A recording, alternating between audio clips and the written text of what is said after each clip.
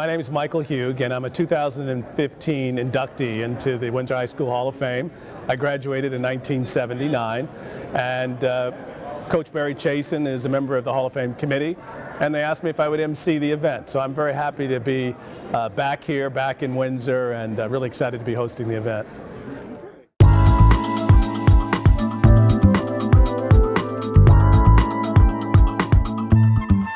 Well, I think it was a great opportunity to reflect on my time here at Windsor High School. I was a big athlete here, of course, as all the inductees are, and so sports plays a big part of your life when you're in high school, and it did for me. I was fortunate to go on to play in college as well, so meeting old friends, classmates, and reflecting on the teams that I was on was pretty special.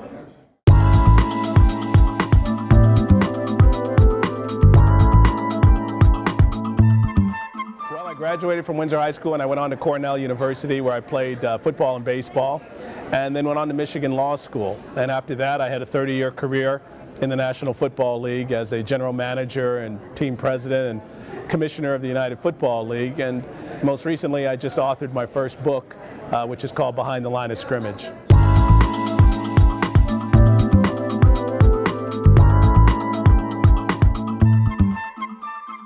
Well, for those that are participating in sports, you have a great opportunity because business is a contact sport just like athletics are. And in many ways, the principles that you learn in athletics are very parallel to what you'll do in the real world, and you can benefit from that experience. So those of you that have the opportunity to play sports and learn competition in a healthy, clean way, I think it's a great advantage to transfer those skills into the workplace. I'd like to welcome everyone to the 7th Annual Windsor High School Athletic Hall of Fame Induction Ceremony. Welcome. My name is Steve Risser. I'm the current Director of Athletics here in the Windsor Public Schools, and again, I want to welcome everyone. This is a record-breaking night, number of people here, and for the 7th annual, it's just so special to have all of you here. Tonight's class of 2018 inductees include 3 female and 3 male individual athletes from Windsor High School, 1 honored Windsor High School coach, and 2 state championships Windsor teams. Congratulations to all of you. Tonight's induction ceremony is a year-long effort coordinated by some extraordinary volunteers who we'd like to recognize very briefly here at the top of the program, because I always forget at the end to really do this, so I want to make sure we do it tonight. These are our members of the 2018 Hall of Fame Induction Committee. If you could just briefly rise. We have co-chairpersons this year, Sheila Martin and Tom O'Shea. The treasurer of our group, and also a current coach at Windsor High School in our cross-country and track programs, she's treasurer, Celeste Over. Our secretary is Ellen Dogowitz, and Ellen is a Hall of Famer as well, as is Tom and Sheila. They're in our Hall of Fame already. Ellen.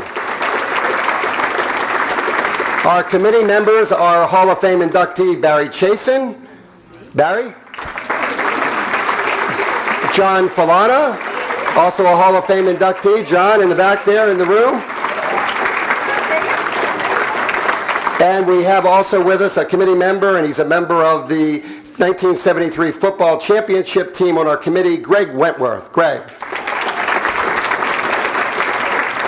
I would also like to welcome a few other inductees that are with us tonight from former years. First of all, she was out helping as a greeter today. Anita Mipps, a distinguished supporter from the class of 2014. Anita. She was scheduled to be here. I have not seen her yet, but she may very well be here. Former coach and athletic director and 2014 inductee, Judy Saxton. Judy. From the class of 2015, we have from the football team, I already mentioned it, that Greg Wentworth is here, and he's here with his teammate tonight, Ed Bardis, who has also helped us out. Thank you, Ed. And from the class of 2017, last year's class, Lauren Provost Life. Lauren's back with us this year. Thank you, Lauren. So, did I miss any other Hall of Famers that are here? Okay, thank you very much. We'd also like to recognize from the town of Windsor here tonight, Town Councilman Donald Jepson. Donald.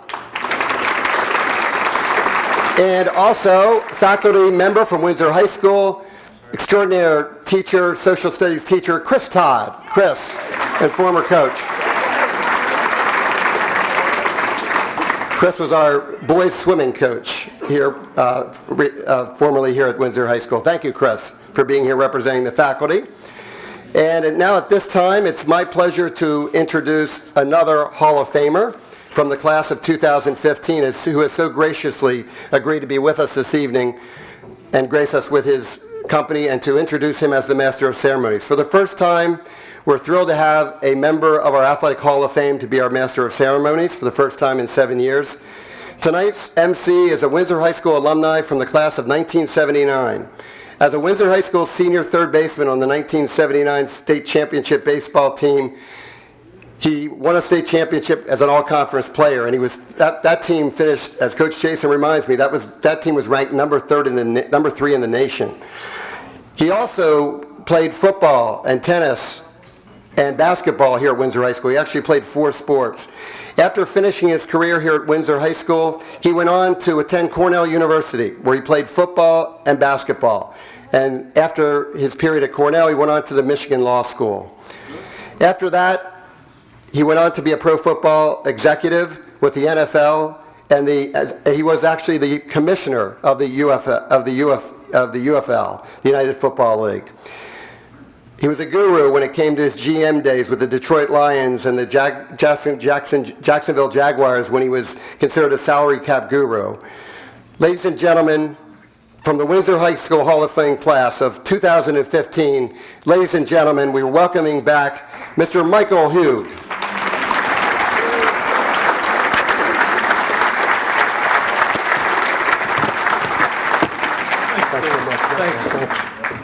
Well, good evening, and thank you. Thank you, Steve, for that nice introduction. I was kind of surprised when I got a call from Coach Chasen about being here tonight. He'd said that they had a major celebrity who was going to be emceeing the event. But unfortunately, in the last minute, they bowed out, and could I fill in? And so I said, but I'm a celebrity too. But so anyways, he said, I said, well, Coach, that's fine. Let's just, cut the honorarium down. Let's discuss that and the fee. And he said, it would be an honor for you to be there. That's the honorarium. So I am happy to be here. I got a chance to get back to school and get on campus today, which is great. I got a chance to speak to the varsity football team, which is great. If they lose, then obviously I won't do that again. But it was great. I had 52 kids there, and I talked to them for 35 minutes. And there were only 2 people in the room that were sleeping the whole time, and that was my wife and my daughter, who were there as well. But fortunately, I think they probably learned a few things about 30 years in the National Football League. But, Windsor's meant so much to me. When they say it takes a village, Windsor was my village, and so it was really the foundation. I'm reminded by so many people here who told me how their parents took me to so many of the practices to those 4 sports that I went to. So I'm thankful for all of you carrying me around and lending a hand. And tonight's going to be a great opportunity. I know when I came in 2015, it was a really fun and festive time for me and for the inductees that are here tonight. It will be nothing less than spectacular. And a big shout out to the family and friends that are here, because I know it's important to the inductees that you came and took the time to be here. So really thank you all for being here. And as we get through the meal tonight, we will kick this thing off, and I'm going to tell some more bad jokes, and we're all going to have a good time. So with that, I think we will turn it over to dinner. I'm not sure what the order is in terms of who should go first, but someone will direct you, or as I like to do, just go as quickly as you can. Thank you. We want to get it started because we have a bunch of great folks to go through, and I'm usually in bed by 9:30, so this promises to be a little longer than normal. So for our first award is Gordon Royce, who has passed away, but very deserving of this award.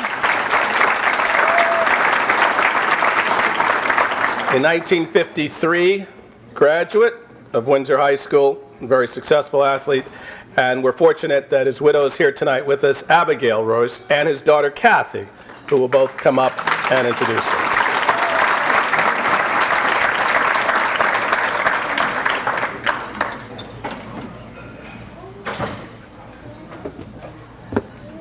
Thank you. Hi, everyone. Are you all having a good time? I'm Abby Elmer Royce. I graduated in '55 and was married to Gordon for 48 years. And isn't it just wonderful here with all these athletes surrounding all of us, making us think we should exercise more? I'd like to introduce to you our oldest daughter, Kathleen. She's going to tell you a little bit more about Gordon's athletic journey. Thank you. Don't go anywhere.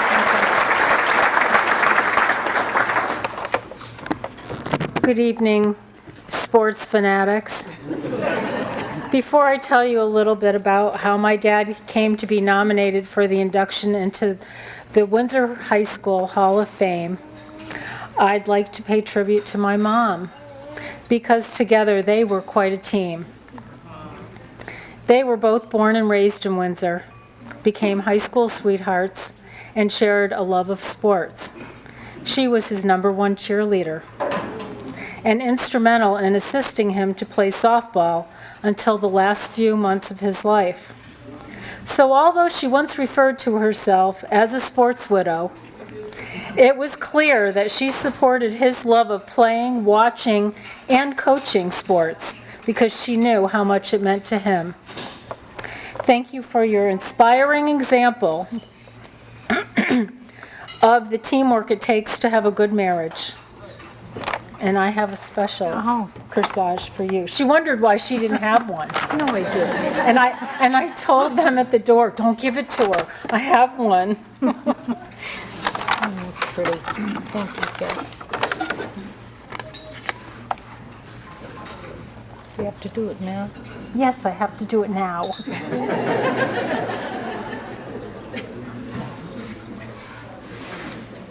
And I have to give you a kiss. Thanks.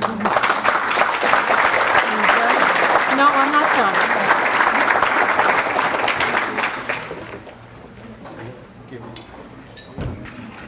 She says, am I done? Are you done? No.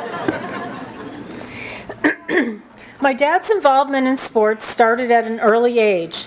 He played on the Junior American Legion team as well as pickup games in Cat's Alley behind his first house on Broad Street with his brothers and assorted buddies.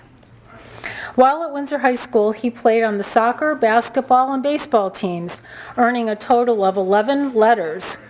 And quoting John Falana, who nominated him, he was the ace of the baseball team. And while he didn't pitch every game, he either played first base or was in the outfield, and was too good of a hitter not to be in the lineup. In basketball, he was the only player to have a two-handed jump shot and could score from anywhere. He was the captain of the team and led in scoring. And in soccer, he was the co-captain and an excellent player. John also said he was a mentor to him and welcoming to the younger players on the team. Thank you, John, so much for thinking of these older guys and remembering so fondly.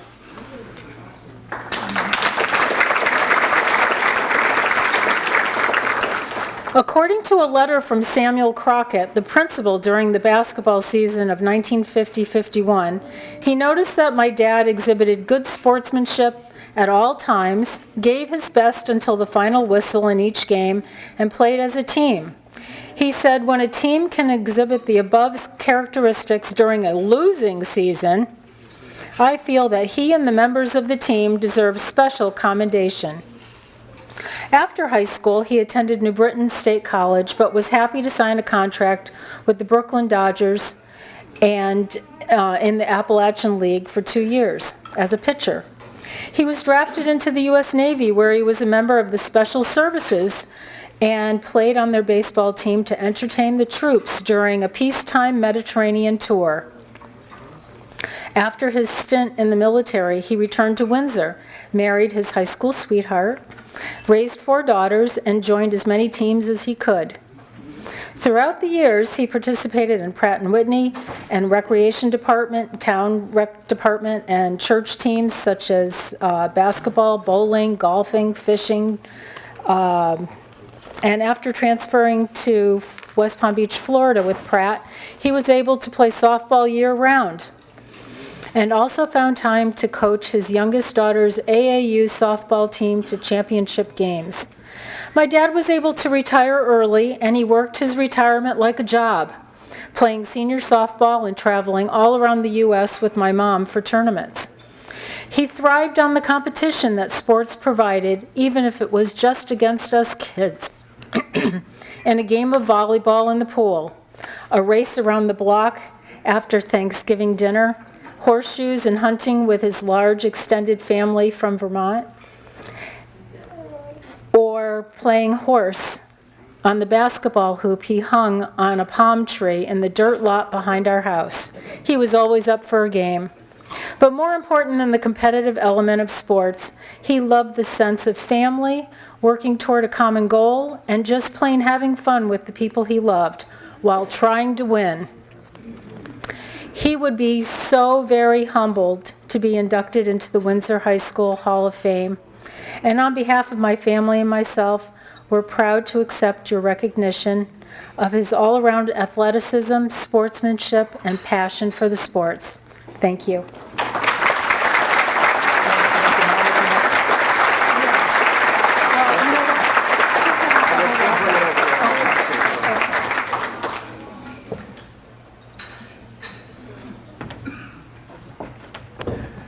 They're also going to get a symbolic lapel pin that goes with everyone inducted into the Hall of Fame, in addition to the plaque, and a lifetime pass to all of the athletics at Windsor High School. So.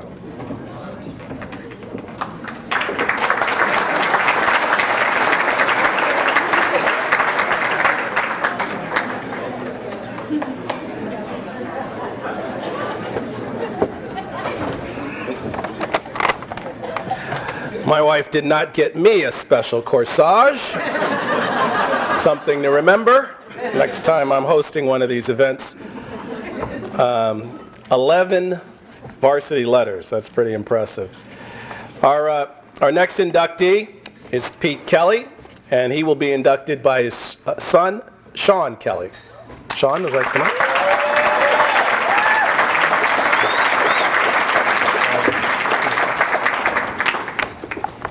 Thank you. It's truly an honor to be introducing the next inductee to the Windsor High Hall of Fame, my dad, Pete Kelly. Growing up, I knew that my dad played baseball. I even heard a story here or there that he was pretty good at it. And a couple other sports besides baseball, soccer, basketball, which, by the way, he's still out there playing basketball every Thursday night, still schooling all the people who are about, 20, 30 years younger than him. It's pretty great to watch. In the past couple of months or so, I come to realize just how talented he was out there on the diamond. So I started looking up some statistics. I started looking up QOPs and whiff rates, dites and base on balls, and then I quickly realized I had no idea what I was talking about. In fact, I was Googling and I still don't know what I'm talking about. It's all very confusing to me. But while I have no doubt that those statistics and the abilities that they represent are what got him here tonight, in my book, he's a Hall of Famer for much more than that. He's a Hall of Famer for his ability to lead by example, for showing that hard work, follow-through, and humility matter more than innate abilities, for showing that scholarship and the pursuit of lifelong learning is a skill that must be honed with the same intentionality and consistency as preparing for a championship game. He's a Hall of Famer for being a loving father, grandfather, and husband. So please join me in welcoming the person who has always been a Hall of Famer in my eyes, Pete Kelly.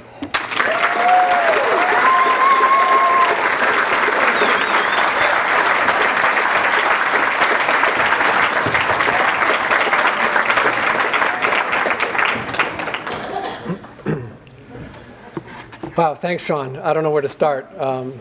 First of all, I want to thank my family for being here.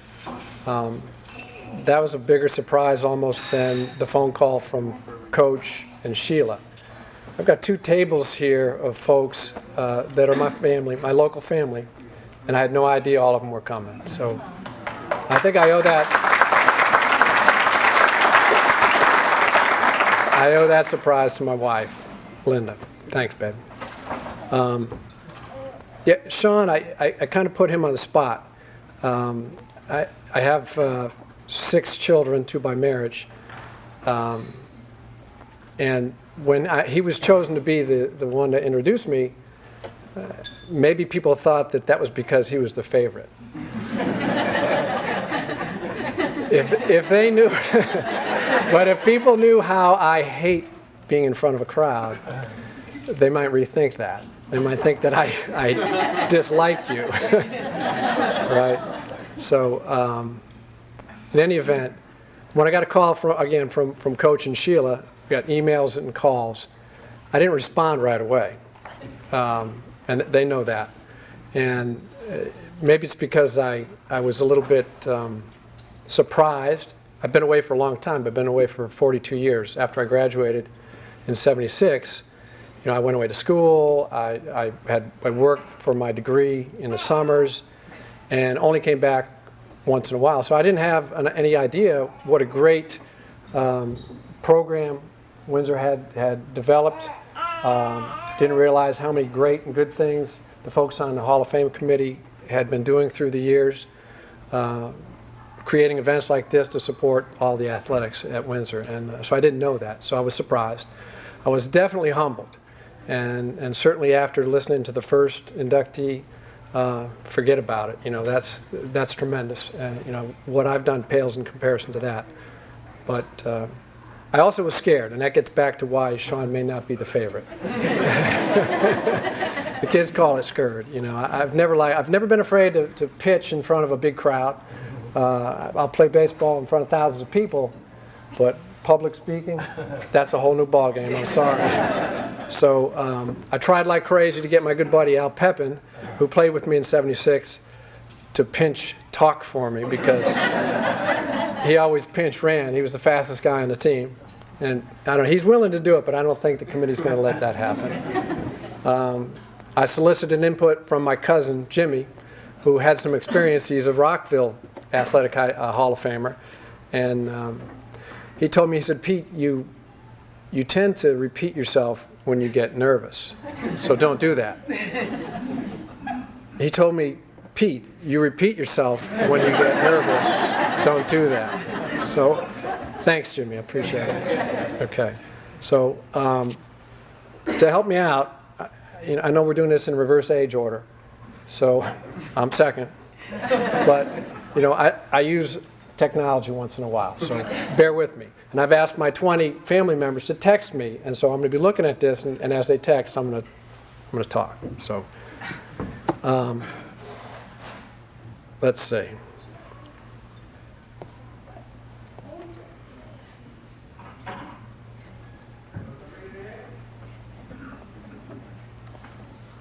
Okay. So back to the real business, right? I do appreciate it tremendously, being asked to join the Hall of Fame. And I want to thank the current Hall of Fame committee for nominating me this year. But I also think that the folks who started the Hall of Fame, again, I wasn't aware of it. I guess it started 6 years ago. The folks who began the Hall of Fame deserve a big round of applause because I think this event is doing a lot for the kids, for the program, and for the community. If nothing else, it's going to shed some light on maybe some past successes that could inspire today's kids to do better and maybe wind up in the Hall of Fame themselves. So kudos to the originators. For me, this Hall of Fame induction is more than just a plaque. I see the plaques here. They're fantastic. But for me, it was a chance to connect and reconnect. I got to reconnect with Al after not seeing him for a long time. It was an opportunity to be with family, some of which I hadn't seen for a number of years. So thank you for that. It's also amazing that in the 3 years that I was here before I moved away, I think I learned a lot of life lessons that helped me throughout my career in the ensuing 42 years, and I want to thank Windsor High Athletics for that. The legacy of success represented in this Hall of Fame, not just this year and all the years, hopefully is going to be a positive impact on today's athletes.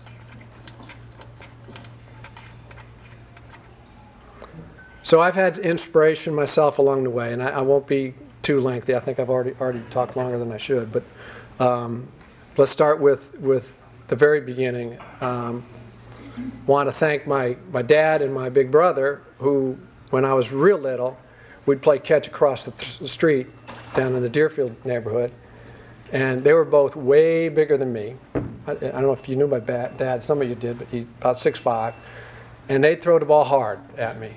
And every time they hit my hand and it stung like crazy, I told myself, well, maybe someday I'll get bigger and stronger and be able to throw the hard like that and get back at them. So maybe I did get a little bit bigger and better.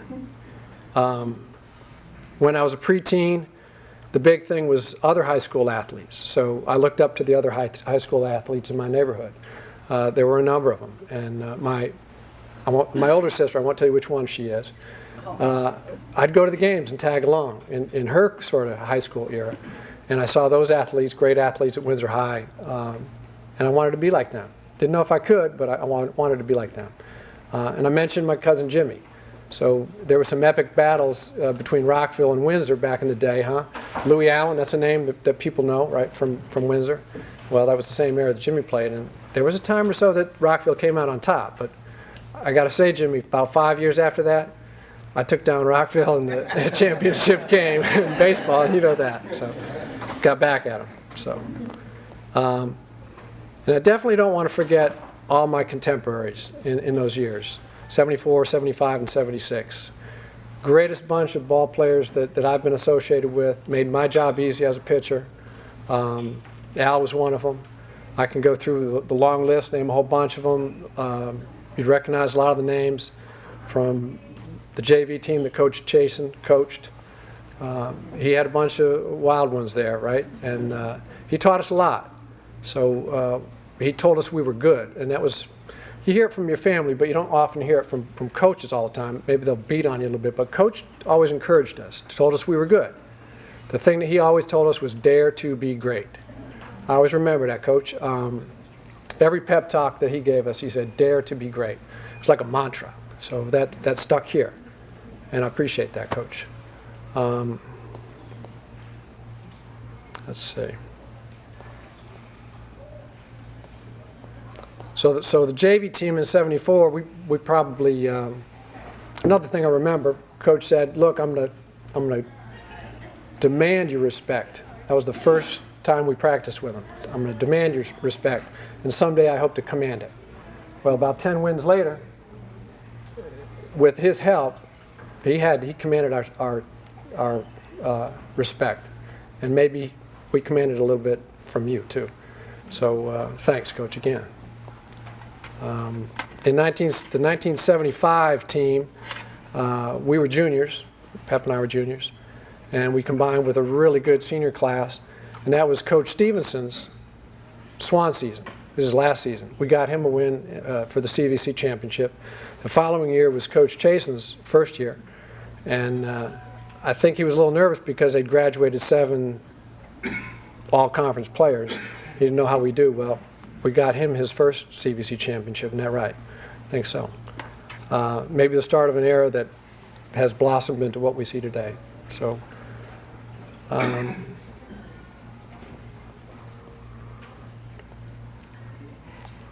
so I mentioned that all those contemporaries of mine that I really respected a lot, and they contributed as much or more than I did throughout those years.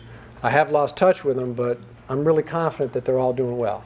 I've reconnected with Pep. I know he's doing really well, and they all are. And the reason I know that is because they learned the same things I did those years back in the 70s.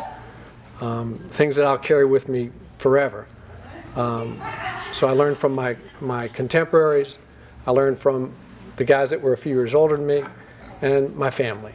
And a few of those things are commitment, confidence, a strong work ethic, respect for others, pride of workmanship, not self-pride, and the ability to overcome adversity. And I thank Windsor High Athletics for that. So in closing, I'd like to leave you with maybe one final comment. Again, I really appreciate the opportunity to reconnect with the Windsor High School family and my family in town. And I'm very thankful for that and thankful for the induction into the Hall of Fame. I really appreciate it. And good luck to the current Windsor High School athletic teams. I wish them all the best and wish them to dare to be great. Thank you very much.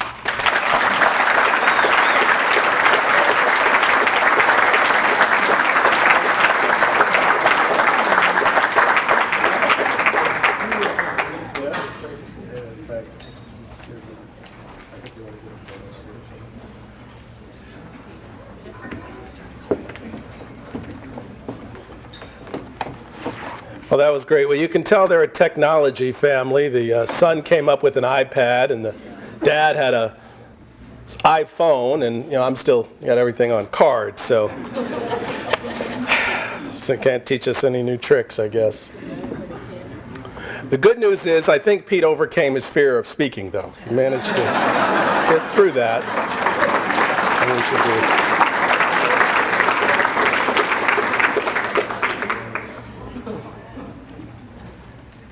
All right. Congratulations again. Well, for this next inductee, what can you say? Comes from a family of athletes, one of the best athletes ever at Windsor High School, played football and baseball in college, and, well, enough about me. Let me talk about Chuck Burton, who's the next inductee, and he's going to be introduced by Bob Phillips.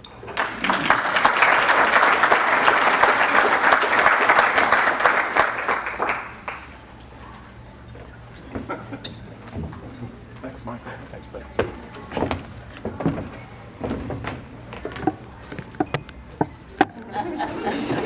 Can you hear me? Chair. Thanks. First of all, I want to thank Chuck for letting me introduce him tonight. Chuck and I go way back to the early years when I first moved here in 1972. Today, him and I were feeling pretty nostalgic, and we got in the car and we started driving through Windsor because we both haven't been here in 40 years. So we started driving through Windsor, went down through Loomis. We actually met Willie Marchuk, one of our old baseball players, talked to him for a little bit, drove up to the high school, went by the football field. We're feeling really nostalgic. Went down the streets, started naming off all the people we knew, and and all through that time. And went down to his street, went down to my street, saw it, naming off everything. So we're feeling really nostalgic. So I thought, being nostalgic, I'm going to try to bring us back to 1978 when Chuck graduated from high school. So some of the top stories that happened in 1978. Space Invaders, the video was launched. Grease, Saturday Night Fever, and Close Encounters were the top box office movies. The serial killer Son of Sam was convicted. Sports, football, Dallas beat Denver 24-10 in the Super Bowl. Affirm won the Triple Crown. Notre Dame beat Texas for the college championship. Yeah. Bucky Dent hit the 300 homer versus Boston Red Sox, and Yankees went on to beat LA. The Bullets beat the Supersonics, and Kentucky beat Duke in the college championship. Montreal beat Boston, and then Leon Spinks defeats Muhammad Ali, and then Muhammad Ali regained the title same year. So that brings us to Chuck.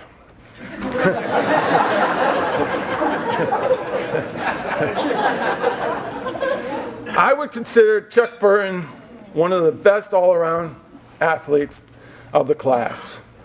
He earned 8 varsity letters. He was awarded the Windsor Cup. He was honored on 5 different occasions at CVC All-Conference. He is the 3rd member of his family to be inducted into the Hall of Fame, followed by his brother in 2012 and his father in 2015. In football, he was the captain and all CVC in senior year. His first year as a sophomore in 1975-76 season, he started on the all-championship team. One of my personal stories that and highlights was when we were playing South Windsor. At that time, we were 2-4. We didn't get off to a good start. South Windsor were coming in. They were 6-0. Milky was the quarterback. We ended up kicking off. They got the ball in the 20. I was playing defensive end, hit Milky. He fumbled. John DeMonte recovered the fumble. And Chuck handed off to Greg Joseph, and they went in for the touchdown. But the key thing for that game, Chuck was also the punter. And late in the game, we were back in the end zone, and Chuck kicked 75 yards, the ball, to put it back in their end of the field, and it didn't allow them to march on the field and score, and we ended up winning the game. But the highlight there was the Windsor Journal the next day said, stakes were high in Windsor's win over South Windsor. And for somehow, and some reason, I don't know how it got out to motivate us, but Coach Lazinski said, we'll get steak dinners if we win. We ended up not just getting 1 steak dinner at the Ponderosa, but we got 2. Combustion engineering. So now we move on to hockey. Yeah, hockey was one of Chuck's favorite sports. He was a 20-point goal scorer in both his junior and senior season. Going with the South Windsor theme, he also scored 4 goals against South Windsor in his senior year, which is pretty amazing. Baseball. Team captain, all-conference, was selected to the starting catcher to his all-district team. I also have a story about baseball, too, and it was provided to me by one of his teammates, Wayne Dobrutsky. And I thought I'd tell the story. So Wayne said that Barry decided to bring the kids make a trip up to the military academy. And so they got together, got everybody in a bus, went up to the military academy. And they got up there, got settled in, was at the game, and they started playing the national anthem. All the cadets were standing up at their attention and, during the national anthem. Well, there was 2 kids that were, I guess, JV players, were at the end of the bench, and they were making fun of the military guys. So Chuck was pretty disturbed by this, and at the end, once they finished, he went down to the end of the bench and started reading the riot act to these guys and told them, listen, you guys got to shut up and respect where we are and who we are, and if I hear one more peep out of you, you're going to have to walk home. And everybody at the bench took a step back, and they said, wow, Chuck, they were taken back. What that showed is Chuck was a leader. He had respect for the other team. He had respect for where he was. But it all comes down to values. His mom, his dad instilled values. And that's what made Chuck a great player. After high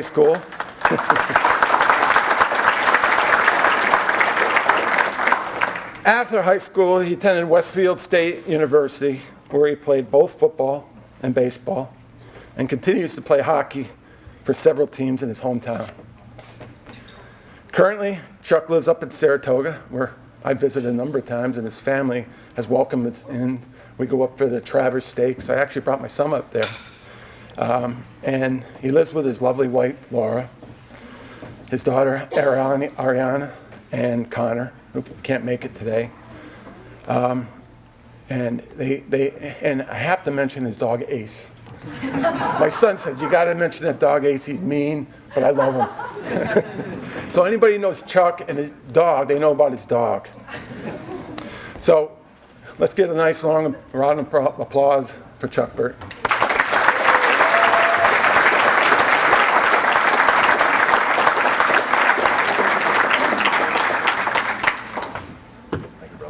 Thank you.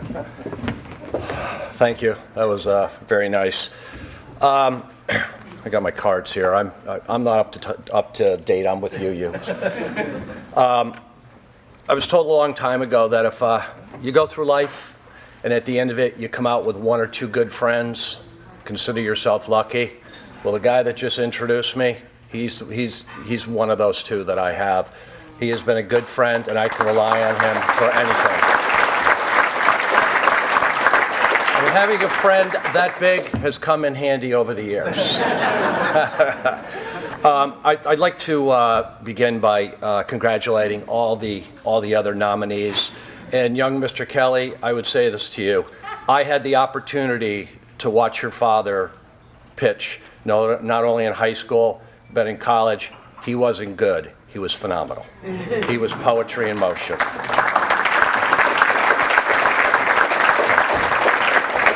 So I had the opportunity to play for three great coaches in high school. Coach Lazinski for football, Coach Vola for hockey, and the legendary Coach Chasen for baseball. I will tell you, as a young guy, 17, 18 years old, I don't think you realize what coaches actually do for you. I think back on football in August when it was 90 degrees and you had to put that football helmet on for the first time and run the mile in under 6 minutes. And all you wanted to do at the end of it was take your helmet off, and they said, you're not taking it off. I remember hockey. Back then we played at Loomis, which is the outdoor rink, and you'd have snow in your face, and you'd have a hard practice. And there was always, I'll never forget it, this little black clock that was up on the wall, and you'd wait for Coach Vola to go, line up, and you were like, oh my God, here we go, we're going to do the suicides, which is, the goal up to the blue, to the center, and back and forth. And back then, I have to tell you, the skates were really heavy. So when you've got 6 or 7 pounds on your feet, I'm telling you, and to boot, you might be looking at a 30-mile-an-hour headwind because we were outside, which made it so it was really hard. Sometimes you were skating as hard as you could, and you weren't going anywhere.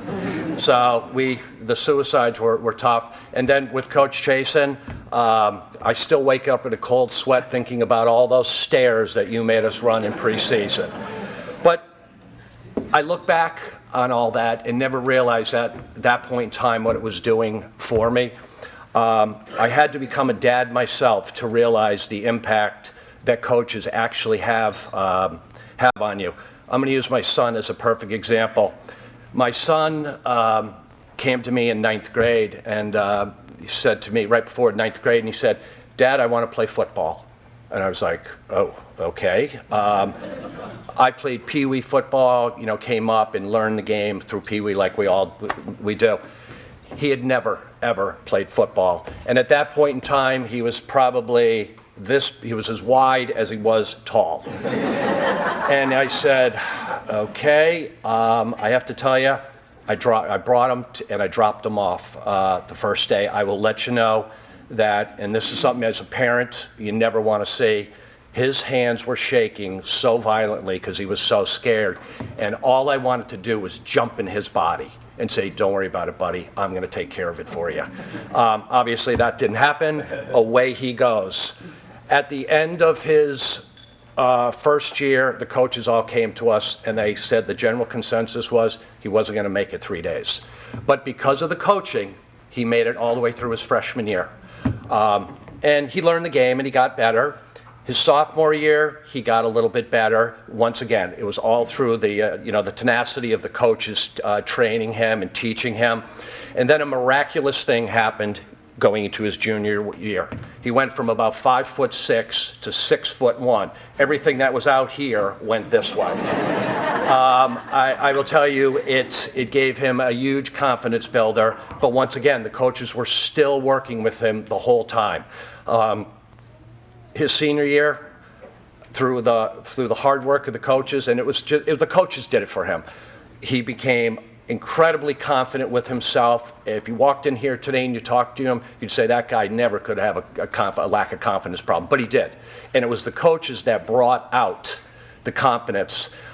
His senior year, he was an all-state center. So that's what the coaches did for him. And I can't thank you enough. I didn't realize back then what you were doing for me, going through all those hardships. Nobody likes losing. To this moment, I can't stand the thought of losing. But it's all part of life. And just like those ups and downs that we did in football, life's a bunch of ups and downs. I think we can all attest to that. There's a lot of highs, there's a lot of lows. And I'll tell you, sports absolutely prepares you for life in so many different ways. I want to do a little shout out to two people that, you know, in the light of these things, they get overlooked a lot. And I want to give a shout out to my two sisters, Patty and Erin. And I'm going to tell you why.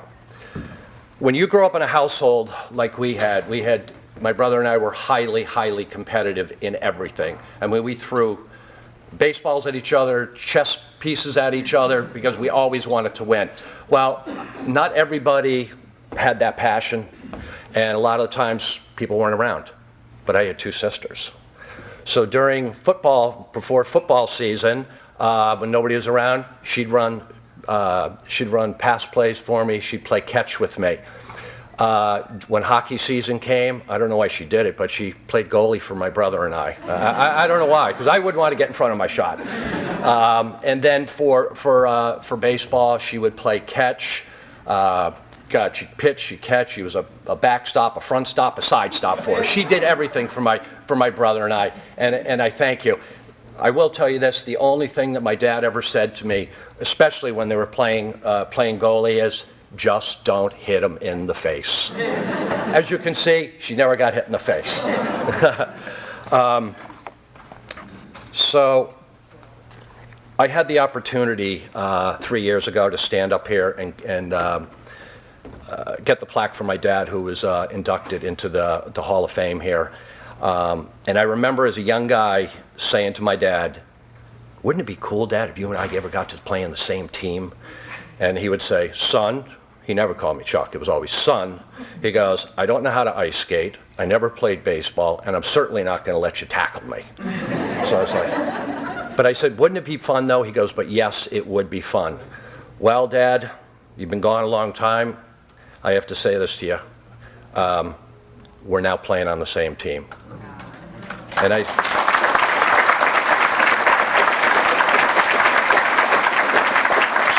So I'd like to leave you with one quick statement. Never say it can't be done, because it just happened. Thank you.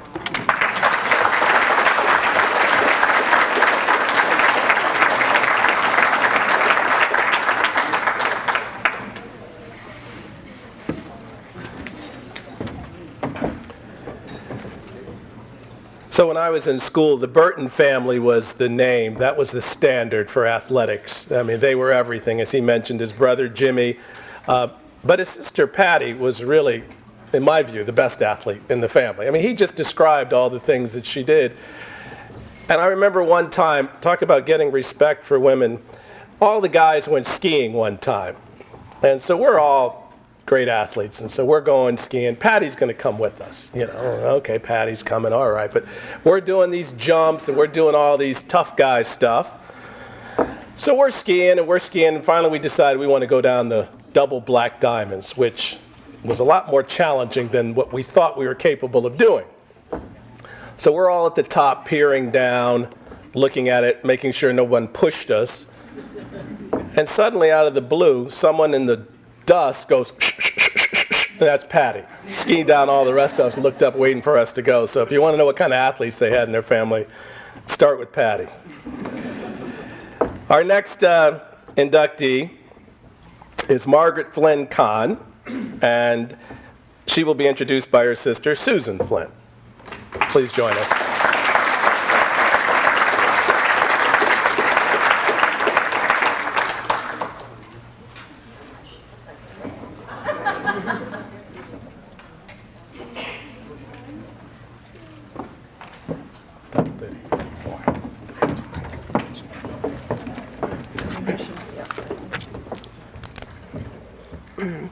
Good evening. When Margaret called and asked me to introduce her tonight, I was truly honored, and as I thought about what I might say, I was reminded of one of the very first memories I have as a child. I was 4 years old at our home on Elm Street in Windsor Center with my then 2-year-old sister Liz. We were so excited as it was November 22nd, 1971, and twins, Margaret and Dan, had just arrived on the scene, joining their 7 older siblings to make our family complete. The reason I remember this so well is not necessarily because I was overwhelmed with joy about having 2 more siblings. It was because my dad was calling friends and extended family, and I remember him telling the same bad joke over and over again. When asked what they named the twins, he kept saying, "I think we should name them The End." And so it was. They were indeed the youngest, the babies, our very own Wonder Twins. And I think that it was meant to be that they were the youngest in the Flynn crew, because I was also one of the younger ones in the family. And let's just say we had some pretty impressive older siblings that walked the halls of Windsor High School before we got there. It was not so easy to always keep up. But then along came Margaret and Dan, and I guess you could say we saved the best for last. With all of their accomplishments, they certainly would have been a hard act to follow. And what I recall most about Margaret as a student athlete are these 3 things. 1, she worked hard. It didn't matter if it was basketball, which she played for many years, or field hockey and track that she picked up as she arrived at high school. She made sure that she put in the necessary effort to be successful. And yet she made it look so effortless, because you never ever heard her complain about her very busy academic and sports schedule. 2, she was the definition of a team player. Whether it be a teammate, a classmate, or a neighbor, Margaret cared about everyone around her. She was a natural leader and a true friend to all. And 3, she was humble. She never needed any recognition, which is why I'm not going to stand here and say everything that she did in high school, but you can read it in your program. The success and the awards were always secondary to her. She just enjoyed the game, the close friendships, and the connections that she made with her teammates and coaches. So that is how I remember Margaret as a student athlete at Windsor High School. And I can honestly say that is also who Margaret is today. She still puts great effort into everything she does, personally and professionally, and as a result has achieved great success, and she certainly deserves it. She is the same team player and incredibly nice person she was in high school. She has compassion for the world around her, and somehow managed to find someone who cares as much as she does, if not more, her husband Donnie. The 2 of them make an amazing team, and as a result, they are raising 2 incredible children, their daughter Riley and son Colton. And yet, despite all of her success, she remains the most humble person I have ever known. So humble that at this point she is saying, "Please stop talking about me." So I will, but not before I say it is my honor on behalf of our entire family to introduce Margaret Flynn Kahn.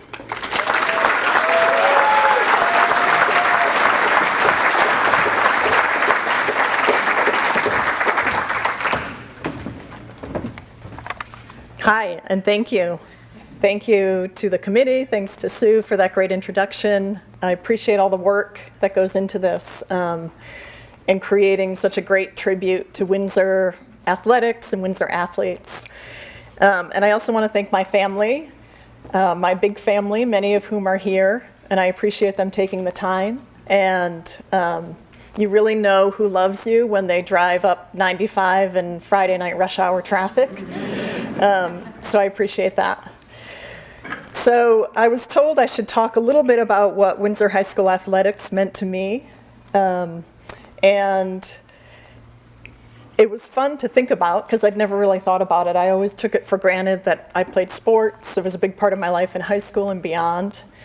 And especially from my perspective now as a parent who spends a lot of time watching field hockey and basketball and hockey and baseball and softball and lacrosse games, and that's just 2 kids. So you can imagine my poor parents with 9, although not everyone was a talented athlete in my family.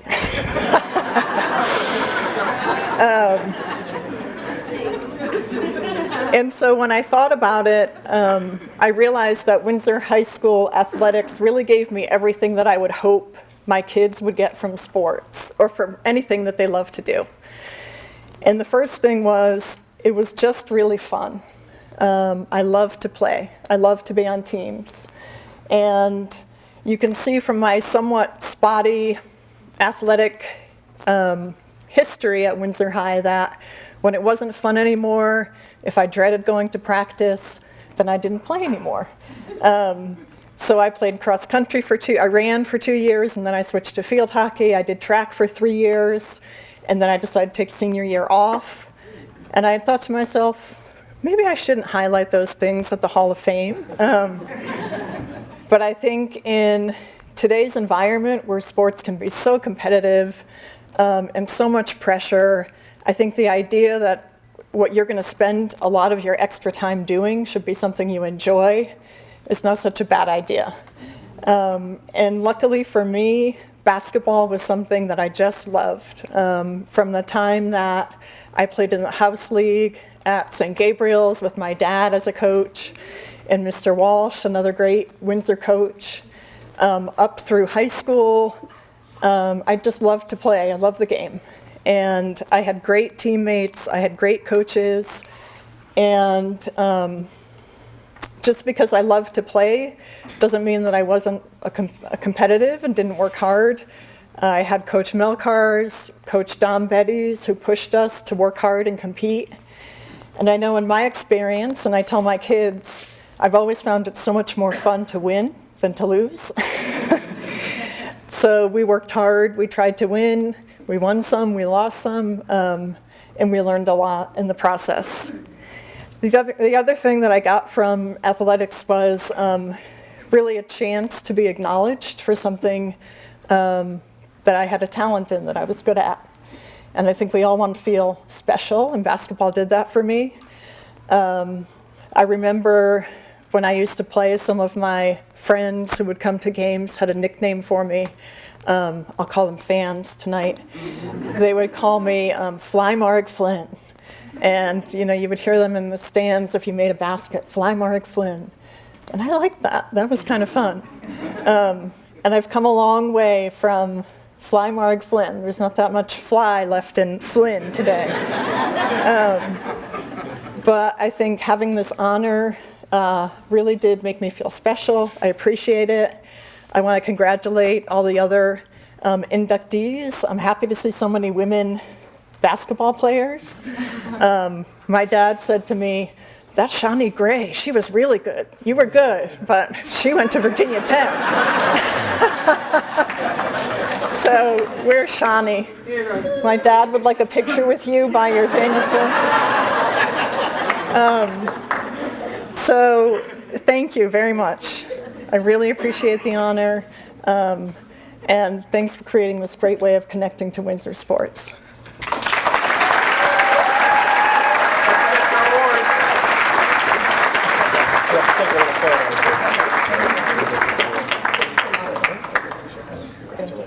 Just go over here and take it. Oh, over here? Okay. Oh, you're over there, sorry.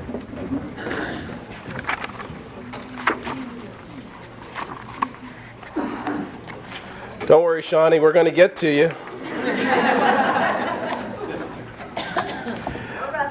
No rush.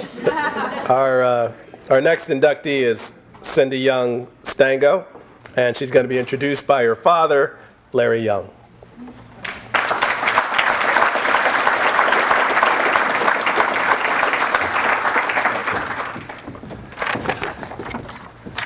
Okay, I guess tonight I'm the first father to come up and do an introduction. We've had teammates and we've had sons and everything else, but I'm the first father.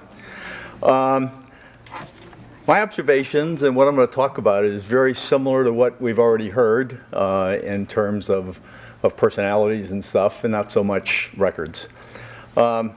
So Cindy a few weeks ago asked me if I'd do the honor of introducing her into the at tonight's ceremonies, and I of course said yes.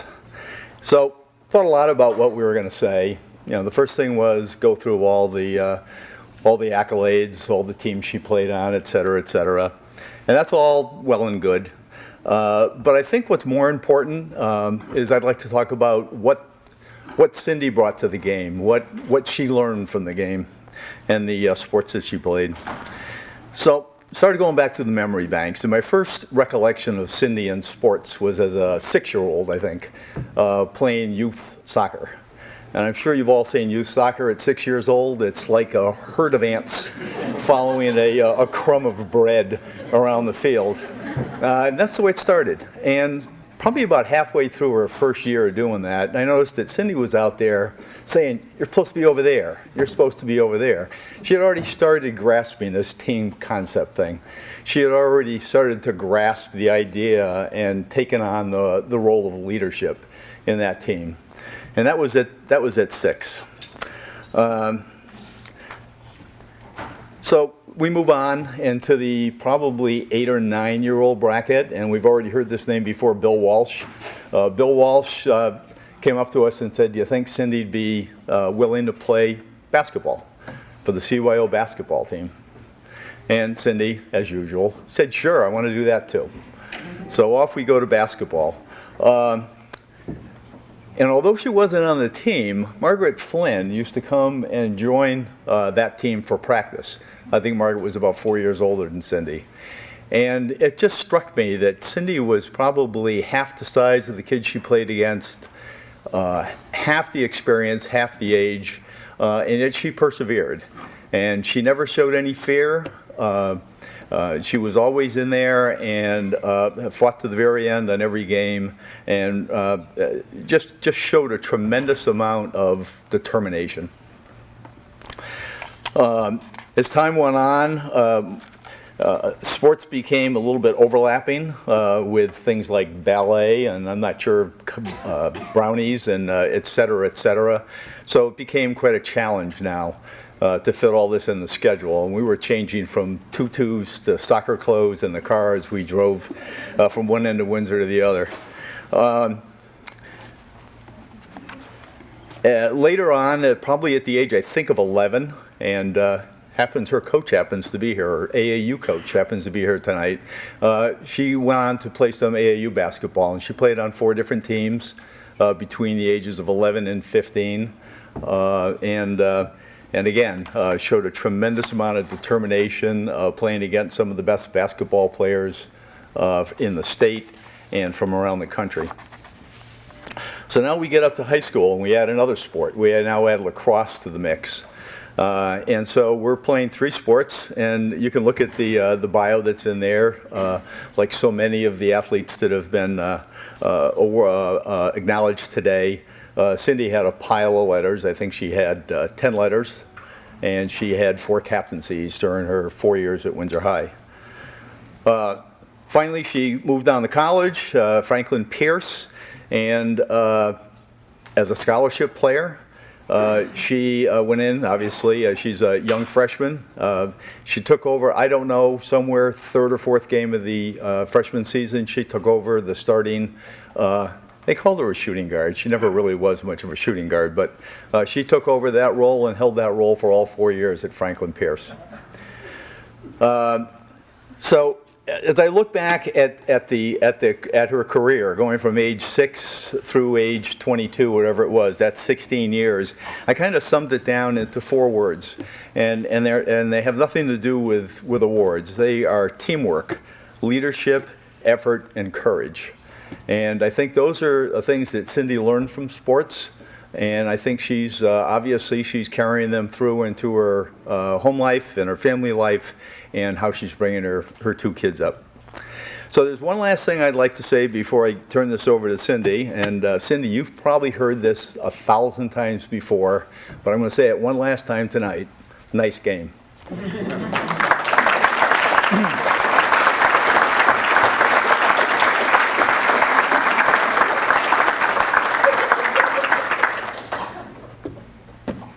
Okay, so first of all, I want to say that I never spoke to my dad about what he was going to say, because my little speech is basically the same speech he just gave.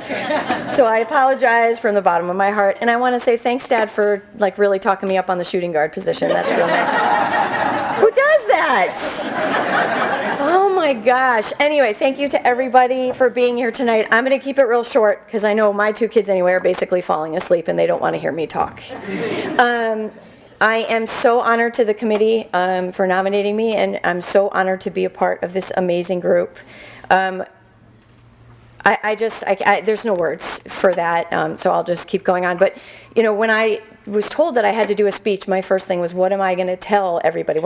Nobody wants to hear what I have to say about sports. Like, you play it, you're fun, and hopefully something happens afterwards. And my dad always taught me that I should use basketball or think about basketball as a means to an end. And he told me that a lot in high school, because I really, really wanted to keep going. And I did. Like he said, I did end up getting a scholarship, and I did end up getting a good education.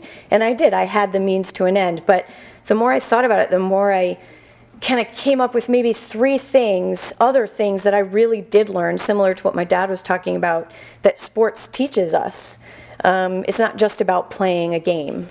The first thing actually was taught to me by teamwork, and more specifically, I had a friend, Megan Cody, that I went to high school with all 4 years, and she was my best friend, and unfortunately she couldn't be here tonight, but we had, I don't know if you want to say the honor or just the horror of playing against one of the best basketball players, in my opinion, of all time, Nikisha Sales. Yeah, see, you agree.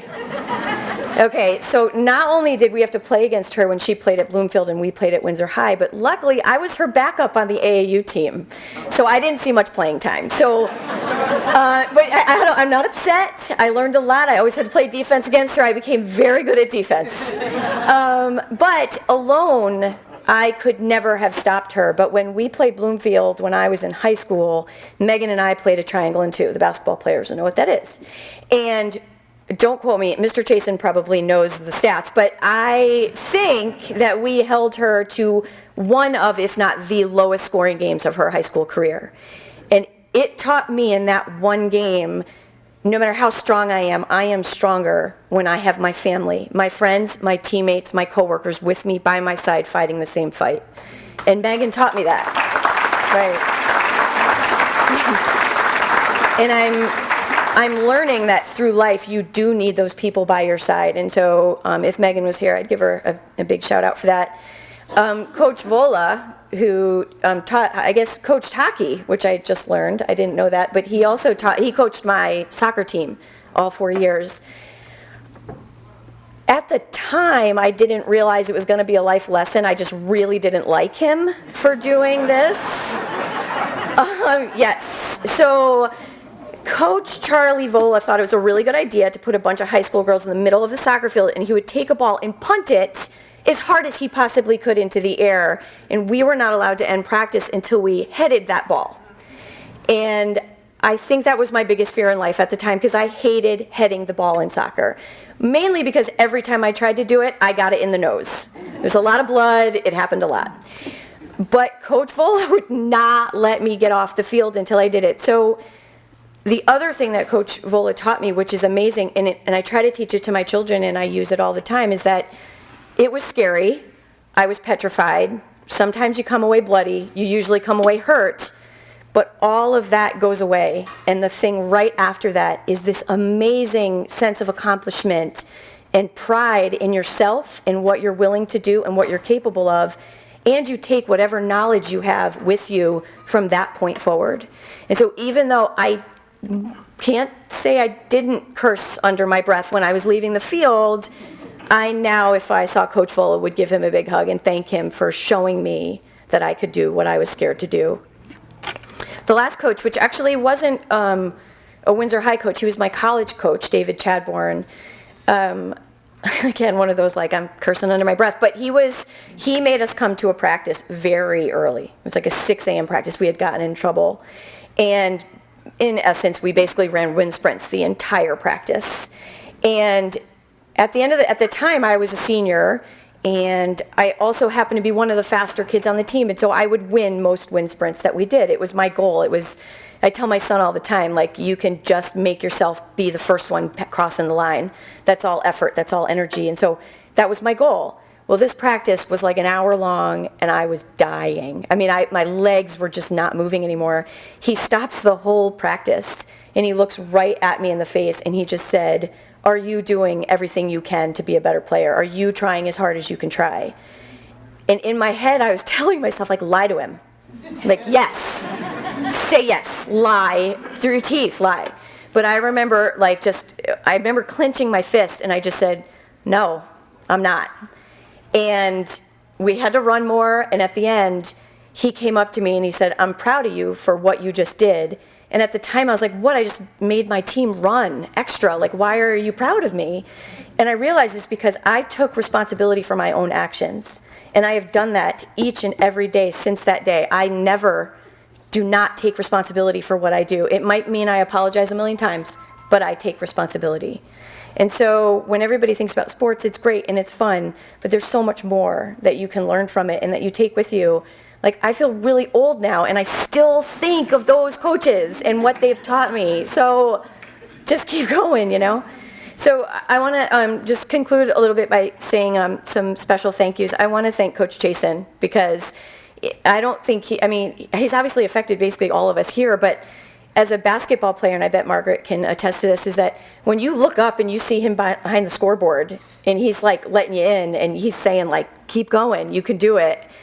I've never had anybody that's not a family member encourage me as much as Mr. Chasen did, so I want to thank you for that.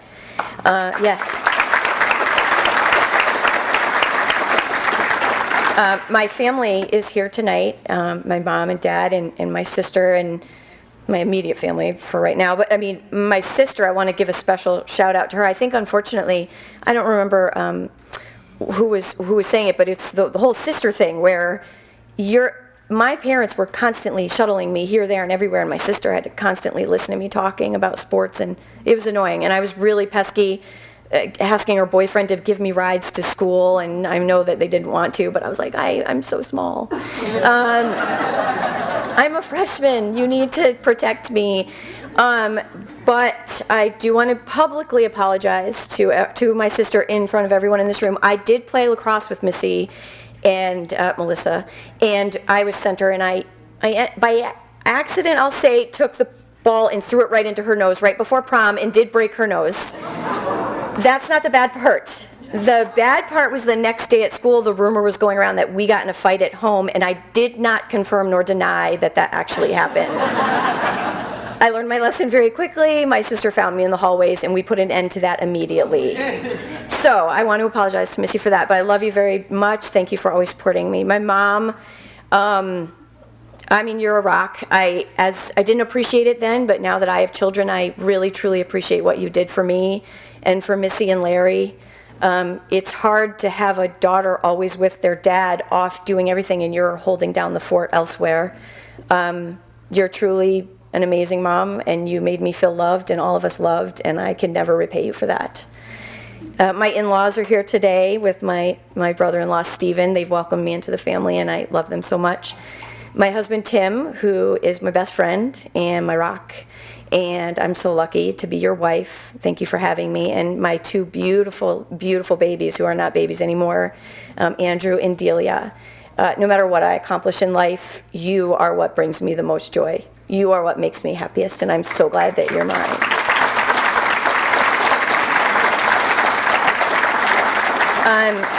The last thing I'm going to close with is just a special shout out to my dad, who you've all heard and met. The definition of fan is my dad. He probably, in my 16-year career, 20-year career, I think maybe missed 2 of my games, 2. And that includes an example of my dad to show you how big of a fan he is. I had a game in college against SUNY Albany, and the game was on a snowy Tuesday at 4 o'clock in the afternoon. There was not a single person on campus, let alone in that gym, and there was my dad in the middle of this huge set of bleachers with his business suit on. Obviously, he had just come from work. I mean, my friends basically attacked him after the game just to thank him for being there. And I tell you what, he sat there and cheered louder than anyone I've ever heard cheer in my entire life. He has been my biggest encouragement, my biggest guidance, and my biggest support, basically in life. He has had more confidence in me than I've ever had in myself. And if I could be half the parent to my children that he was to me, I would be the most lucky person on earth. So, Dad, I love you. Thank you so much. Thank you, everybody.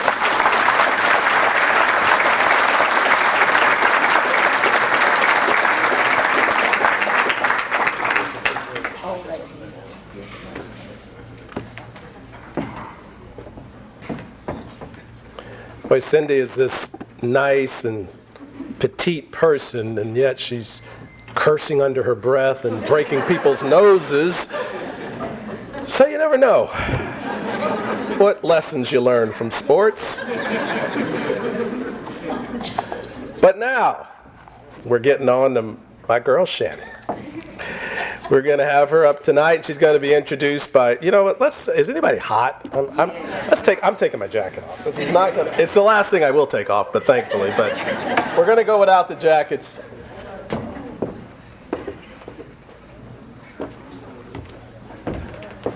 Anyways, Shani is going to be introduced by her long-term mentor and godfather, Hugh Roberts.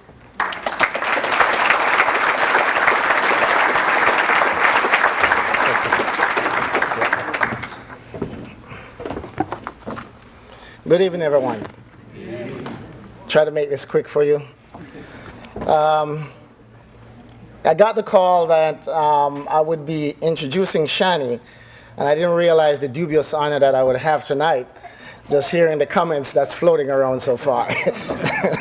So I'm going to make this quick as I can, short as I can. Unlike the technologists in the audience here, I had to go paper. I just couldn't do it on my phone. First, I'd like to say that Shani comes from a family of athletes. You're going to hear a theme here that's going to echo all the way through, and I'm going to kind of join it together. Her dad played soccer. Her brother played soccer and basketball. Her sister played soccer and basketball. And Shani has the dubious honor of trying out for soccer and was cut. Go figure. Fortunately for that coach, because of that, she decided to play basketball. She didn't want to play basketball, but because she was cut from soccer, because she didn't have the cleats, and the coach said that he did not have the time to teach a player how to play soccer, she decided to play basketball, and that's how the story started. At 10 years old, when she moved from Charlotte, North Carolina, to Windsor, Connecticut, she left me. I was in Charlotte. I was still in Charlotte. I also played soccer, so I was thinking that Shani, the athlete she was, as we saw, would be playing soccer like all of us. She came to Windsor and became a part of the community that I had another dubious honor of having to drive from North Carolina or Maryland to come see games here in Windsor. I got to know exit 38 of 91. I mean, I just knew when I saw 38, I'm here. Coming up often to see her games, not only for high school, but also for AAU. I got to know the coaches and got to know members of the community here. She also has a few unknown, for some unknown credits to her name. She's the current holder of the 100-meter and 200-meter, I'm still verifying the 100 record for Windsor High School. Now, interesting story is that she never wanted to run track. She was just doing it to stay in shape. And it so happened that she was running so well that the track coach wanted her to run track.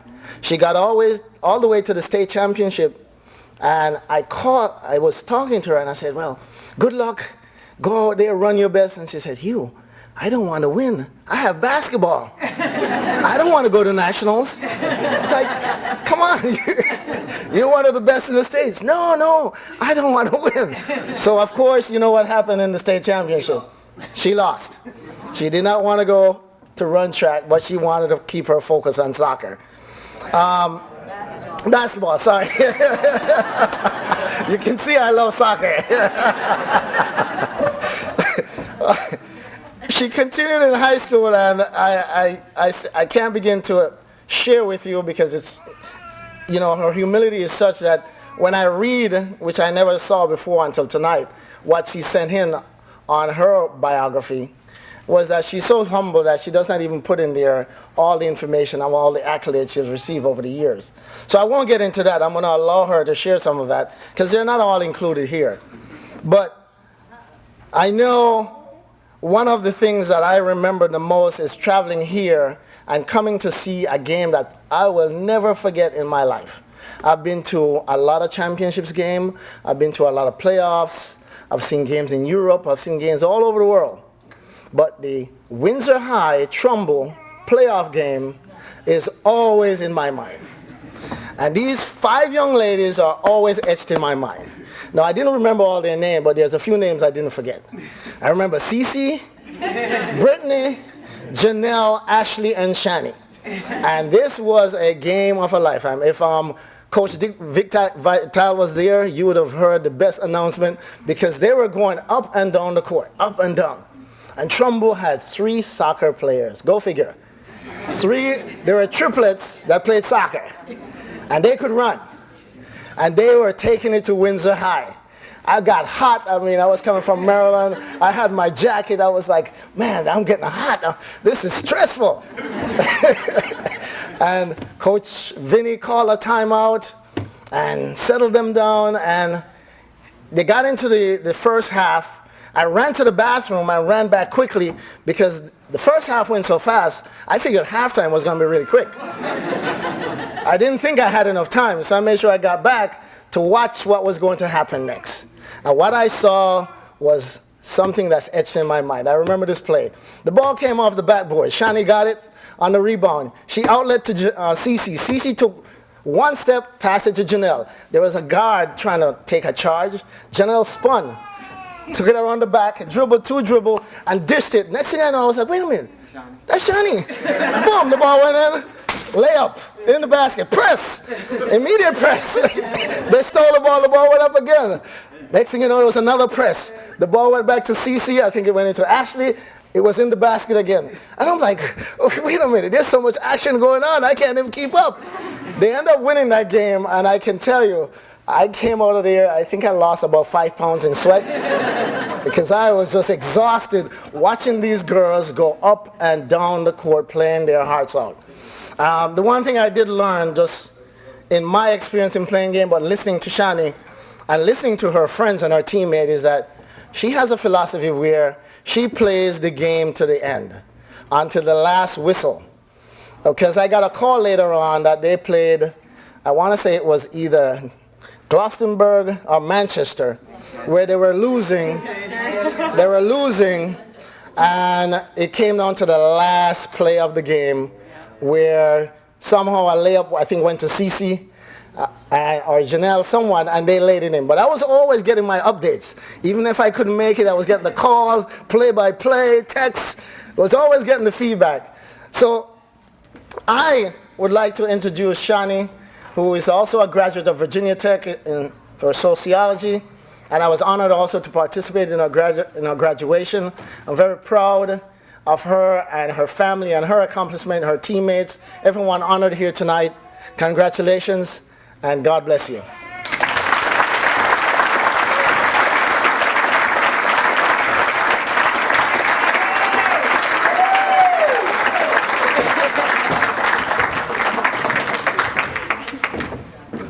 Hello. Well, on that note, I think he didn't leave anything else. So thank you, Hu. I would like to say thank you all for even thinking of me, nominating me. This is a huge accomplishment, especially for those who came years before me. So give yourself a round of applause because you all deserve it. So thank you. Let's say Windsor High. Man, it's been 12 years. Wow. Great moments. I made lifetime friendships. I seen those come and go. Teamwork, that's huge. That's very huge. And for me, it took me a long time to understand teamwork. I was a freshman in 2002. Vinny and Hogan, they heard about me, but nobody really, like, oh, this little girl, from Sage Park coming in. They didn't really know, like, what I can bring to the team. And that's okay, though, because they never heard of me. They never seen me play. So, so I remember practice. I remember Chris Baker. He's the one who hyped me up. He was like, she's going to be, this going to be her. It's going to be her, Chris. But, the first team, I didn't play freshman, but I did play JV. And Hogan pulled me aside, and he was like, the next game, we're only going to play you like half. And I was like, oh, okay, all right, whatever, cool.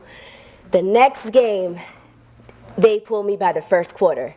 And then he pulled me aside, and he was like, you're going to be starting in varsity. And I was like, oh, thank you. I didn't want to step on anybody's toes. I'm still young, But then right there, that's where I realized teamwork, because, the seniors, the sophomores, the juniors, they embraced me. They took me in. And I will say Windsor High made me see the bigger picture. Like Windsor's known as warriors. We are all warriors. In this building right now, we are all warriors. And till this day, I still consider myself as a warrior. I bleed maroon and white. When I got the scholarship to Virginia Tech, it's coincidence they were maroon. Like, I'm like, oh, go Hokies, no, go Warriors. Like, none of that nonsense. But I would just say that my experience at Windsor High was one of the best. And there's one thing that stuck out. It was a practice. And I don't know if it was like my freshman year, my sophomore year, or my junior, one of them. But Vinny, we were winning. We were doing really good. We had positive attitude. We were feeling good, and we're young, And Vinny was like, we're going to play kickball. I don't know if you guys remember that, but we played kickball the whole practice. And the thing is, right there, I had a lot of respect for him, because he still realized that we were still young. You can't beat down, beat us to the pulp. Like, you got to do this. He understood exactly what we needed to do. Just, get a little steam off. We had fun. But to me, that was one of the best practices. So thanks, Vin. I very appreciate that. My right foot was hurting, but the kickball was great. But my godfather was saying about track and field. Man, I hated running. I did. I really did. I love the sport, but it wasn't for me. Like on the basketball court, you would see me go up and down, up and down. They would say the basketball, I would leave the basketball behind me, and I'm still at the hoop like, where's the ball? What's going on?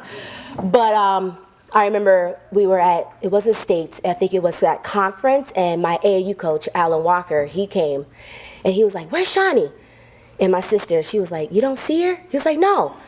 I am in my varsity warm-ups for basketball. I'm in my long sleeves. I'm in a hat. I'm in my sweatpants. I don't like the sun. So you just see me in the field just covered up like this. And when they call for the 100 mark, I will get up. I'll take everything off. I will run. And then I put everything right back on and like call me when the next match. So like I said, I will embrace this. I am very grateful. Thank you. This is once in a lifetime. And to to be up here, I didn't do this by myself. I did this with my teammates. Half of them are here. So for this award also will go to them too, because if it wasn't for them, I would not be who I am.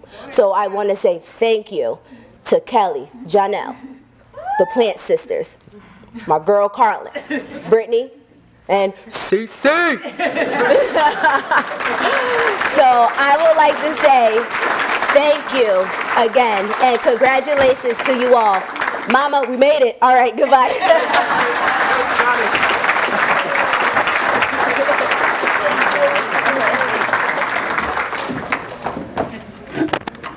So I got to visit with Shawnee's very handsome young son there, who's laid out over 3 chairs right now, and unfortunately missed all of that. So thankfully we're recording, and he'll get a chance to see that later.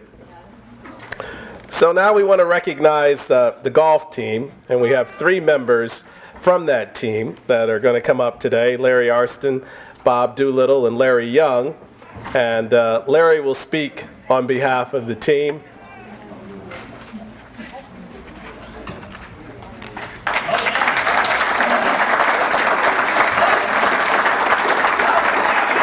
introduce the 1964 state championship team.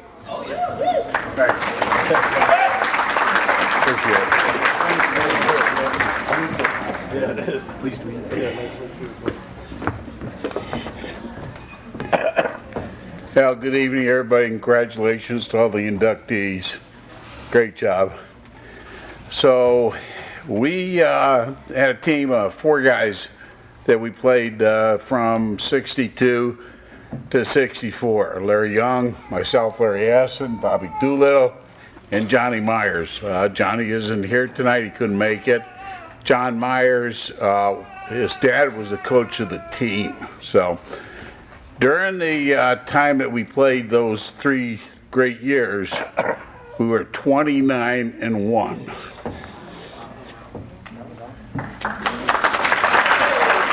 So,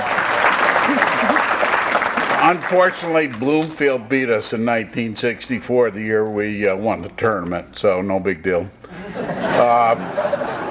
We have to thank Alan, Sheila, and Celeste for getting us in here.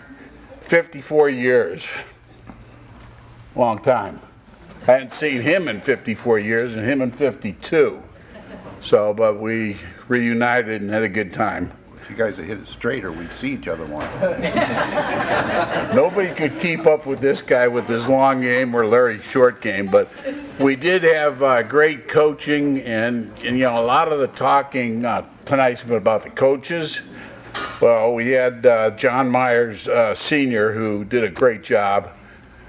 We also had the Miskey, Joe Miskey's family, at Pine Hill Country Club that let us use the course, and they supported us. Joe Jr. was on the team, and he would certainly help us when we were there, giving us tips, lessons. Leonard Sibley was another member, and he was always around helping, along with Gordy Brown.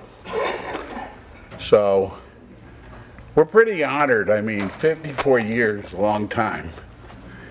And one state championship for the golf team, and that's been it so far. And hopefully, What happened to the golf courses? Yeah, Pine Hill's closed. And from talking with Steve, y'all looking for a course to hone the skills of the golf team and, you know, come back and get another championship. And we certainly, you know, as the team that put this together, hope you do it. We shot .317 that year.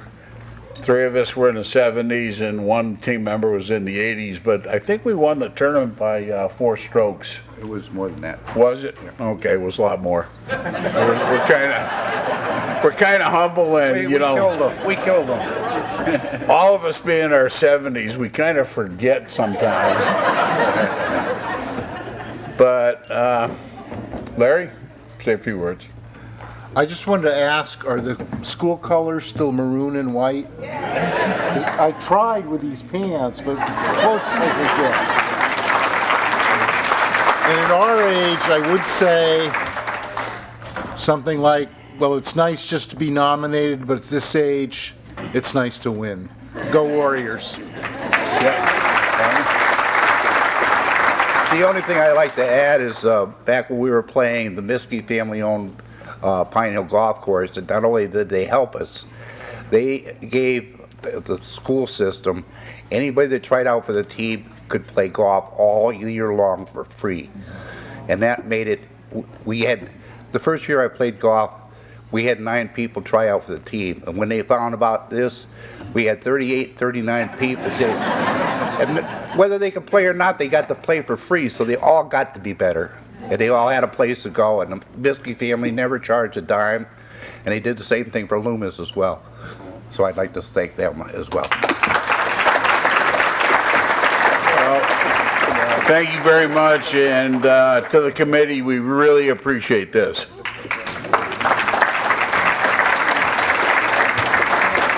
So we have certificates and, of course, the lifetime passes and the lapel pins, but we also have a special award for this 1964 team. So I'm going to let Athletic Director Steve Risser come up here and present that.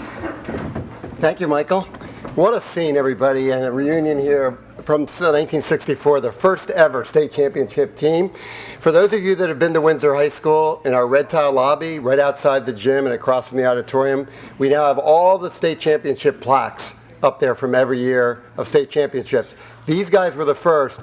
Unfortunately, during a renovation, I think in the early 2000s, the 1964 golf trophy at the time, they do plaques now, disappeared. Tonight, it comes back. We have it for you. And gentlemen, please accept the 1964 CIC Golf State Championship.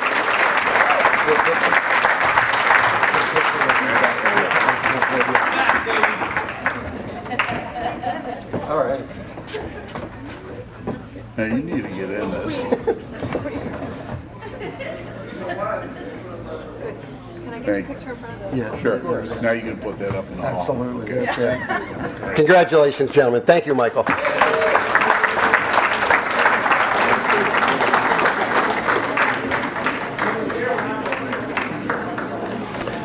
Well, when Shani was introduced, you heard her say Vinny a couple times. Coach Vinny, Coach Vinny. Well, that Coach Vinny is our next inductee, and he's going to be introduced by Joe Dukowski. Joe, would you come on up?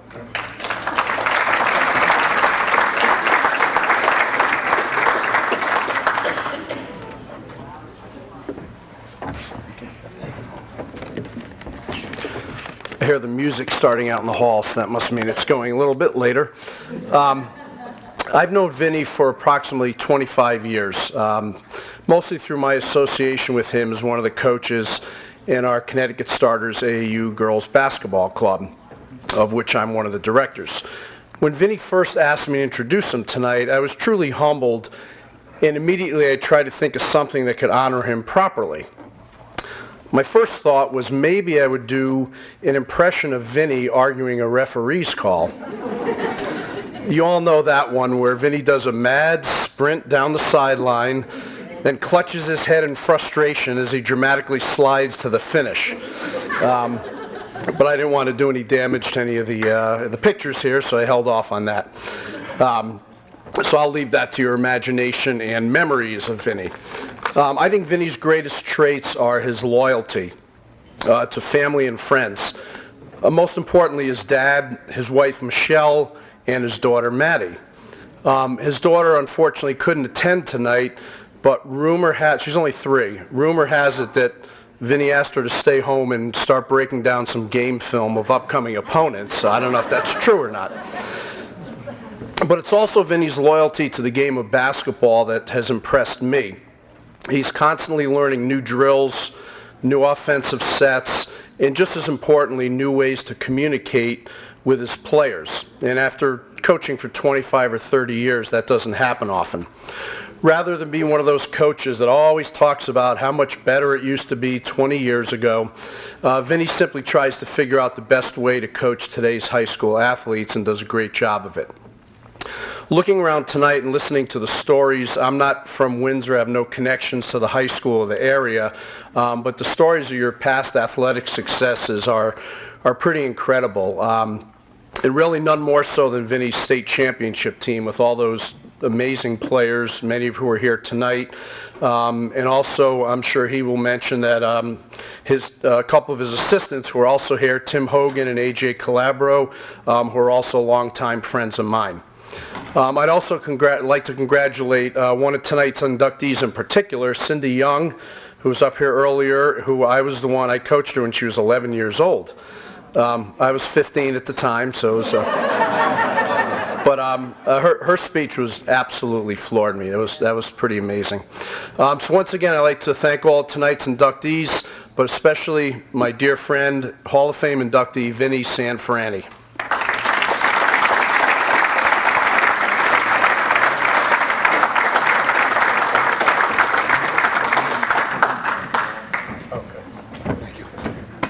Careful with the podium.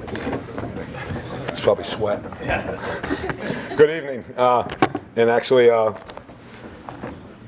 Joe, thank you very much for that introduction. This day is pretty special to me. I feel honored and humbled to be standing here tonight. I'm only standing here tonight because of the dedicated athletes that I had the privilege to coach in the 17 years at Windsor. I want to start by thanking the Hall of Fame committee for recognizing my accomplishments at Windsor High School. It's an honor also to the fellow inductees. It's an honor to go in with such an amazing group of people. Looking back, sports was always important to me growing up. It was a huge part of my childhood. I can remember reading the Journal Choir and seeing the names of coaches like Charlie Sherrills and Danny Sullivan and Bill Fortin and our own Barry Chasen, and the tremendous accomplishments that they achieved as high school coaches. Growing up in Enfield, I played on different basketball teams and loved basketball from the beginning. I soon realized that I wasn't going to be LeBron or Kobe, but in college I learned that I enjoyed coaching and I could still be a part of the game by continuing to coach. And then it all began in 1995. I was hired as the JV coach at Windsor High School. We went 14-6. And the next thing I knew, I was interviewing for the varsity position the next year. I remember going through the interview process, and I so badly wanted to become the next varsity coach at Windsor High School to continue the rich tradition of Windsor athletics. At that time, the program had 3 coaches in 3 years. And I assured the committee that I would bring stability to a program. And then, for the next 16 years, Windsor High School girls basketball was a top-notch program and one of the best in the state. I was blessed to have players come into the program with great skills and a knowledge of the game. Like I said before, they were dedicated and committed and were driven to win, just like I was. In 2003 and 2004, the magic happened. The program reached the height of success, capturing the only state championship in the school's history by defeating Fairfield at Central Connecticut State University.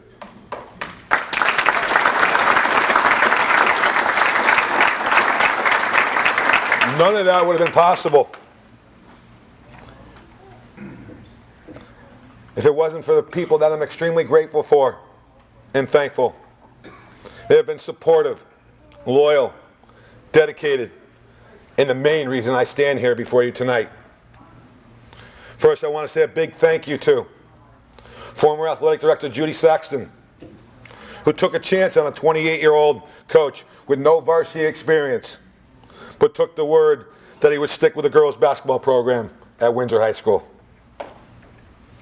So many of my players over the years, but the names like Melanie Westfort, Andrea Grace, Sarah Darsh, and Allison Malone.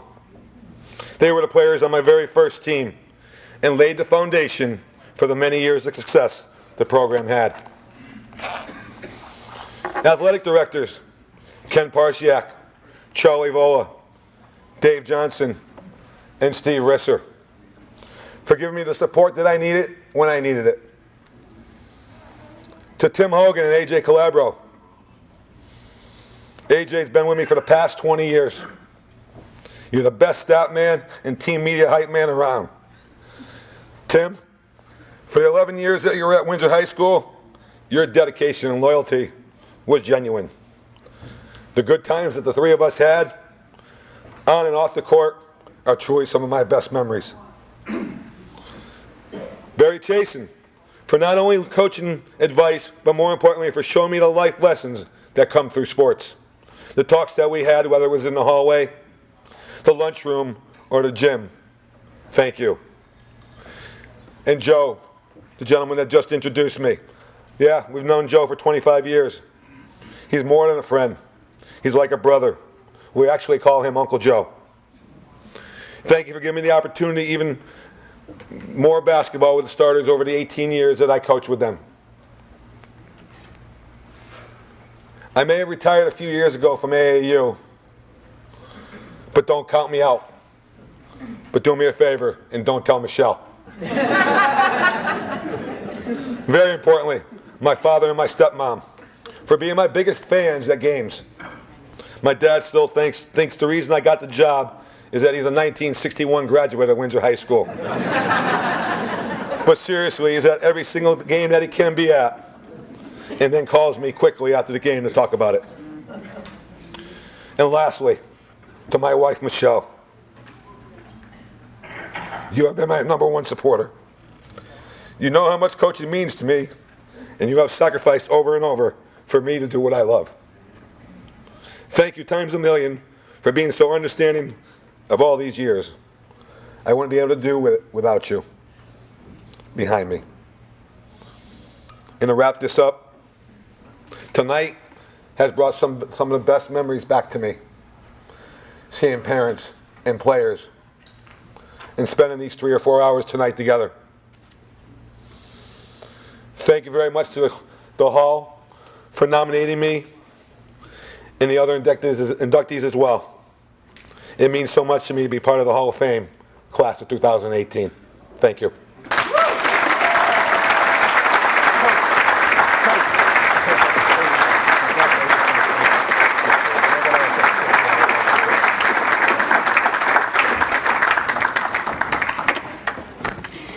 I'm not going to let the coach go too far because we're going to celebrate the 2004 Girls Class LL State Championship basketball team, and he just referenced in that magic year, so after he takes his photo, we'll bring him back up here. And that will be the last award for this evening.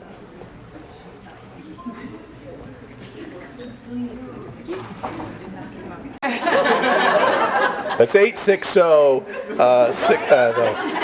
You probably know where it is, but so I don't want to spend a lot of time talking about it. For those of you that can make it tomorrow, sure, it'd be great to see you. And if you can't make it, there's going to be some books outside the door, which I'd be happy to sign. And if we have a little time, maybe I'll read a few chapters while the coach is talking about. All right, he's done.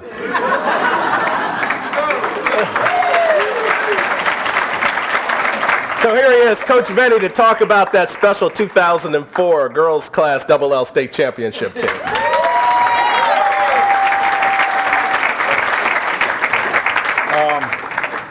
I don't need that anymore. Never have.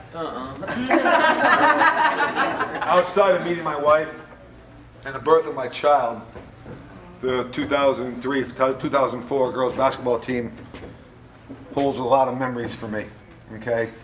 It was a special, special year. A year that took a lot of work. We were 5-2. We had lost to a very, very good Glastonbury team. And a team like St. Mary's out of, I want to say they were out of Long Island. And so we were 5-2. We weren't thinking about state championships outside of the captains. I know, talking to John Alberts in school, when I was working there at the school, and some other players, they wanted to win a state championship. They wanted to win a state championship. That was the goal. So we went on this tremendous ride. We won 21 straight games, and we had some action-packed games. I think Mr. Roberts talked about the Trumbull game. And then there was a semifinal game at Glastonbury. When that place was packed. Okay, if you've ever been to Bloomfield High School, you know that they can put the bleachers up on both sides. And there were a lot of people there. And we were able to beat them.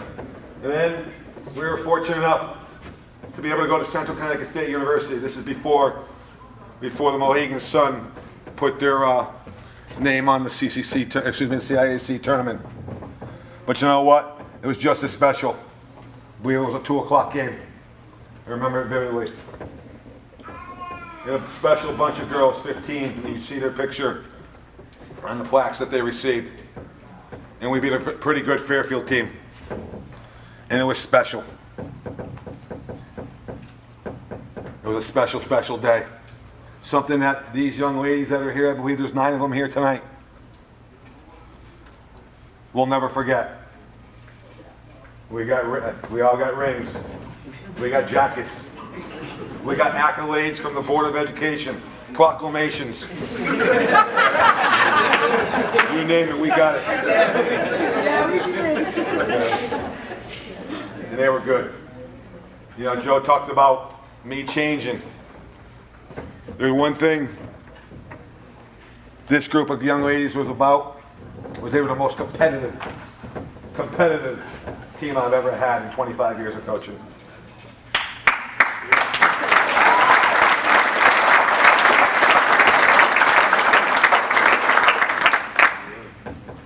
So those who are here in attendance tonight, I'd like you to come up and receive a certificate that the Hall of Fame has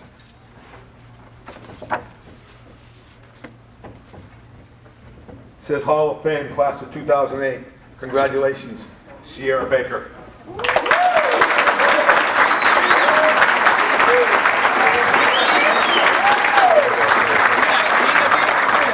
There you go. That's for you too, sir. You know, you talk about in cooking analogies, which I don't know anything about. I know more about eating. We had a perfect recipe. We had 4 freshmen who played significant minutes and contributed. We had sophomores and juniors who contributed. And we had the senior leadership of Janelle Burks and Kelly Welch. Woo! Woo! So we had a perfect recipe, and it ended in a state championship. Congratulations, John L. Burks.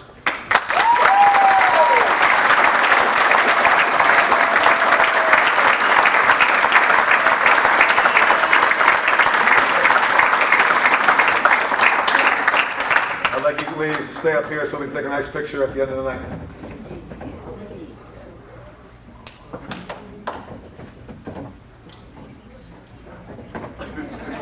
My little sister.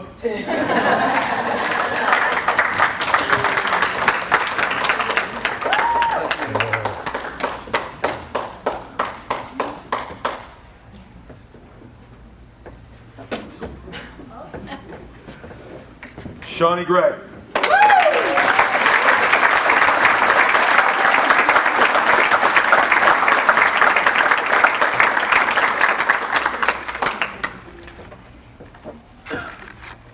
Brittany Huggins.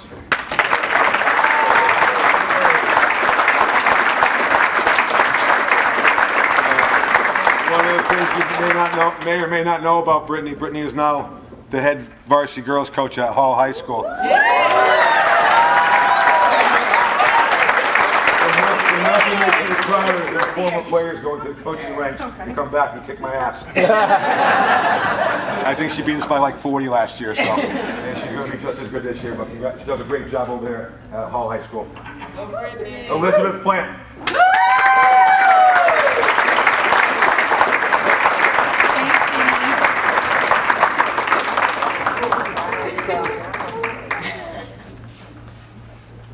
Carlin Rosenthal.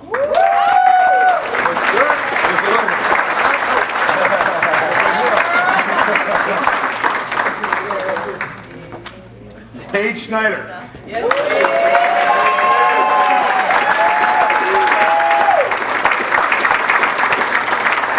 I'm not sure who it was, but someone talked about, it might have been Cindy, about using basketball as an end to the means, or means to the end. Paige, after she graduated, she was into some sports information stuff at the college ranks, and she used basketball after her playing days, okay, and she worked with the basketball officers of UMBC. That's how I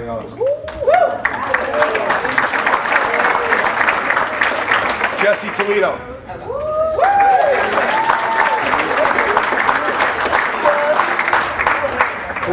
Who will see her? I'll see her. Will you see her before you leave? Before you go back to Alabama? Yes, don't go back to Alabama, but I see her. LSU just scored. Kelly Welch.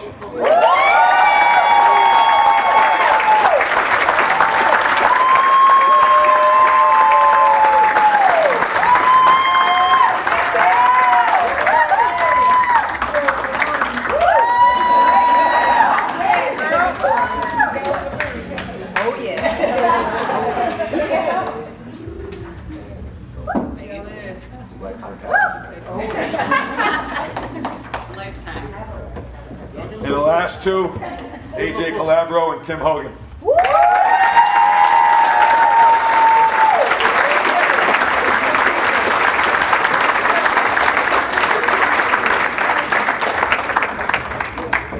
And as we end, I actually could go one last photo right here. One last photo, everybody in.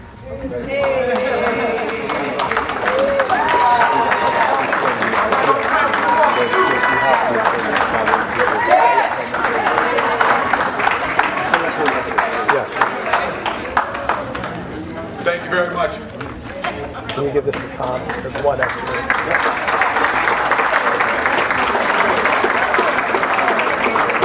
Man, that was great. Those girls went around the table like the Oscars. I mean, it was like, that was pretty cool.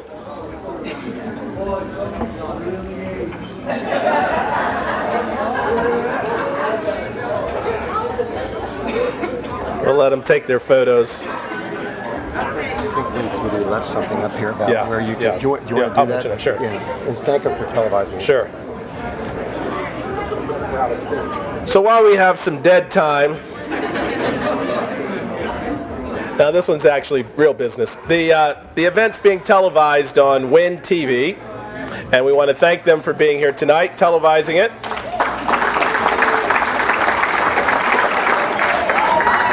And if you would like, can't compete with the girls.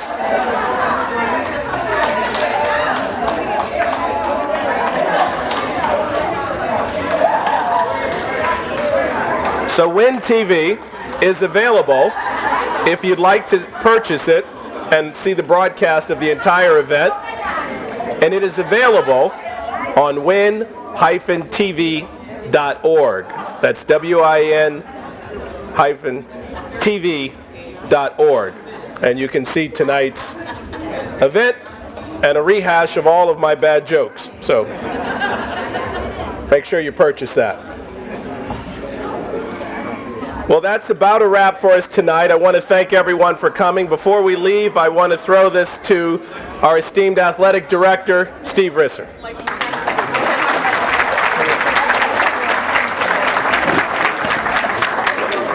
Congratulations again to all the inductees. As we wrap up this evening, the 7th class of the Windsor High School Athletic Hall of Fame, to Sheila, Tom, Celeste, Ellen, Barry, John, and Greg, thank you, thank you, thank you.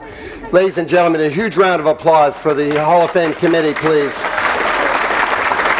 And of course, thank you to all of our inductees that make this such a special evening. Michael mentioned that at your table there are nomination forms. Take one with you. If you think of someone from Windsor High School that you think deserves a special night like this, please send it into our committee or send it to the main office, the athletic office at Windsor High School. We'll get it. Please do that. They can enjoy a special night like this. I know you guys will remember it forever. We get such feedback, great feedback every year. And finally, thank you to our esteemed Hall of Fame member, Mr. Michael Hugh, for emceeing tonight. Thank you, Michael. Good luck with the book, Beyond the Line of Scrimmage, inside the front office of the NFL. So good luck with that. I forgot that in the introduction. Sorry about that, Mike. He really, though, inspired our student athletes today at Windsor High School. Thank you for giving time to our student athletes today and for being our MC. Have a great night, everybody. Stay around a little bit and mingle if you want. Thank you.